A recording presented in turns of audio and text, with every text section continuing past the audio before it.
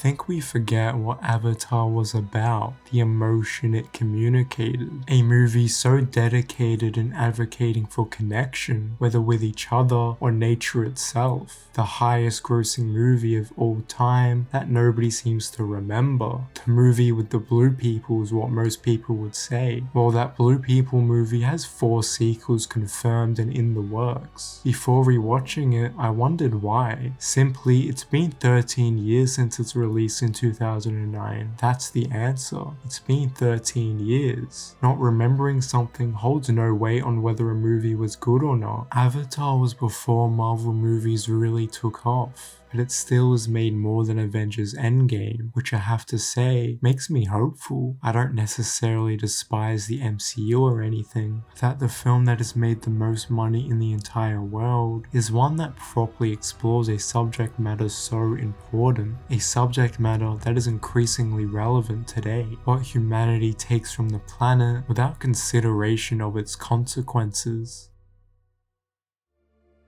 What people do remember about Avatar is the groundbreaking CGI it had for the time, not the characters, me included. Before I rewatched it, I couldn't recall a single name. The characters are for sure the weakest link. There are no iconic names, something you'd expect from the highest grossing movie of all time. Like, nobody remembers who Jake Sully is. That just simply isn't a name most people recognize in popular culture. That's just anecdotal really, maybe I'm wrong. But my point being, he's no Iron Man, no Darth Vader. However, I really don't think that means anything. And it would be unfair for me to compare, as a lot of movies that have made in the billions of dollars are franchise films. A lot of iconic characters have been around for a long time, being in a lot of different media. Still, if a movie is made like $3 billion, you think people would be able to remember a name. Does that mean the characters are bad? I don't think so. Instead, I think they function exactly how they're supposed to, all in service to the wider message. Jake Sully is kind of an everyman. He doesn't have much of a distinctive personality, which was probably purposeful to appeal to a large of an audience as possible, which they definitely succeeded at. Typically, all the things I just described would make me hate a character, and yes, he definitely isn't great. I wish he wasn't so streamlined and predictable, instead a little bit more multidimensional. However, under the context of this being a movie that has made absurd amounts of money, I don't mind him. An ex-Marine who's been paralyzed, starting out wanting to do the dutiful thing and help Colonel Quaritch spy on the Na'vi, but after getting attached to the world of Pandora and falling in love with Neytiri, he grows to understand true compassion. He's a vessel for the audience, and it's through his journey we uncover the interconnectedness of nature itself, and how it would probably be for the best if we didn't destroy it. Neytiri is the embodiment of the Na'vi's ideals. In my opinion, the best character.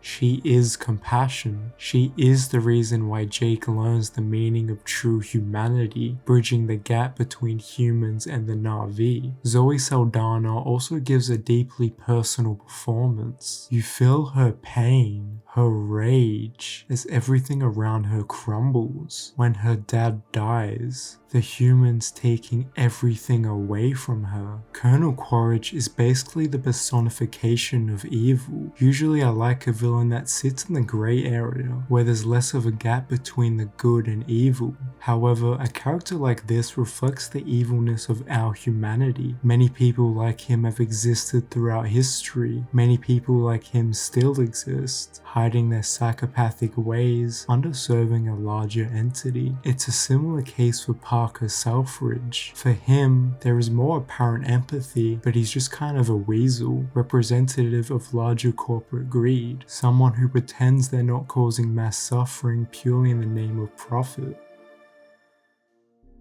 The world created in Avatar is a visceral, engrossing experience. Pandora is a breathing forest where everything communicates with each other. The Na'vi can literally connect to nature, to each other. They can access memories of the past through the Tree of Souls. Their history is embedded within the forest. There's an ultimate feeling of complete oneness. That feeling being effectively communicated is why when us, the humans, start destroying it, you understand the Na'vi's pain, their history, their home being taken away from them. The movie starts on a world completely stripped of its green, a world that has abandoned nature, which is why Jake finds Pandora to be such a hard place to leave, cause it's the complete opposite. It's a world more human than his own. So what is the film trying to say? Well, obviously it tackles climate change, colonialism, capitalism, human connection and so on, but does it do it well? Does the highest grossing film of all time explore these topics well?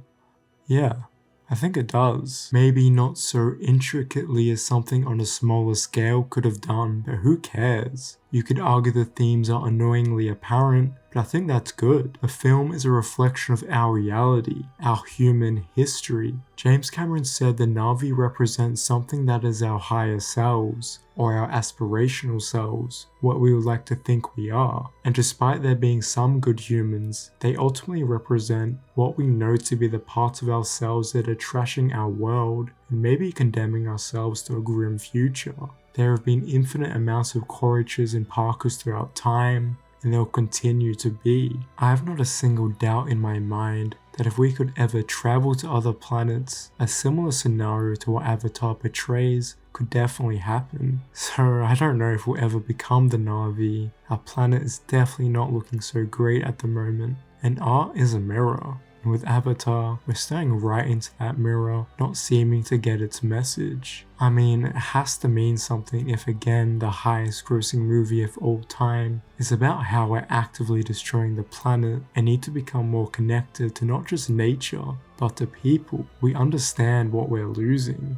Not to sound annoying, in reality Avatar is just a movie that has left little to no cultural imprint. There is potential though. Its ideas are more true now than ever before. The world seems to get more depressing by the day, climate change only getting worse. But there is hope, right? There's 4 more Blue People movies. In all seriousness though, I think we need another Avatar at the moment. A reminder of what we're losing.